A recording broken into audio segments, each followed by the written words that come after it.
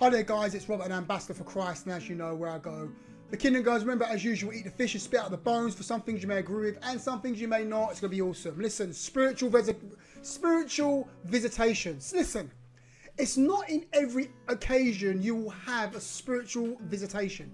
It's not in every occasion you will have a spiritual visitation. Now, what am I talking about? See, I get this question a lot on YouTube, WhatsApp. A sister said to me, you know, basically, I speak in tongues now. When do I see angels?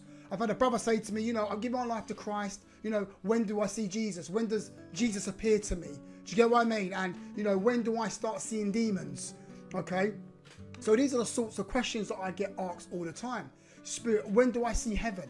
Spiritual visitations. Now, there's a few things we need to understand. It's very important. See, you don't just get spiritual visitations on tap. You don't just flip a switch and that's it, you see angels. You don't just turn on a light and wow, you're in heaven. It doesn't work like that. It doesn't happen like that. You don't will spiritual visitations to happen. They just happen. Strange things just happen. You just see a demon, like, what's going on? I'll give you an example. The other day I saw a woman. I was at work driving a bus, and I looked out the window and I saw a lady on crutches with her back bent over, and she was, you know, she was really hunched over. She was hunched over, and she was on two crutches, and I saw a demon with his arms I saw a demon on her back with his arms in her chest and his feet in her legs, round her waist like this. I saw it black, and the demon was looking at me, sniggering, right, as I was driving past. And I thought, when I see that woman again, I'm gonna run that demon off of her. Okay, so that was a spiritual encounter. Did I will that to happen? No, I wasn't even praying. I was just driving at work, and I went, oh, what? And I could see it clearly. Oh my days! I rebuked it as I was driving anyway. So I went to explain and say to one of the sisters that asked me this question. I said that I've been to heaven. I've seen heaven. I've seen heaven 10 times. Around 10 times. Maybe 10, 12 times I've seen heaven. I've seen the throne room. I've seen angels in heaven. I've seen them being dispatched. I've seen the river of water. I've seen the crystal rivers, and I've seen all this stuff in heaven. It's been amazing. I've done a few videos about it. But what you need to understand is that I've been saved for 22 years. So if I've been saved for 22 years and I've seen heaven 10 times, that means I've seen heaven once every 2 years. I've seen angels numerous times, okay? I've seen angels over 100 times over the past 20 years. I've seen angels with wings. Most of the time I see angels that haven't got wings. Most of the times I see angels that have got no wings. I've seen angels with swords, big angels, small angels. I've seen angels dispatched. I've seen so much angelic activity. So if I've seen angels 100 times over the last 22 years of being saved, that means that I see angels, 2 or 3 times a year. So I don't will it to happen. It's just something that, wow, that's deep. That's just an angel.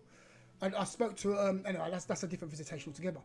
There's other times when, you know, the Holy Spirit comes into the room and you have a visitation of the Holy Spirit, and, you know, everybody feels the presence and everybody starts crying.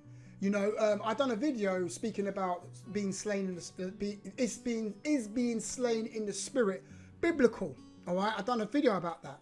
But what I'm trying to say is that when the presence of God comes into a place, people start acting strange. People start crying.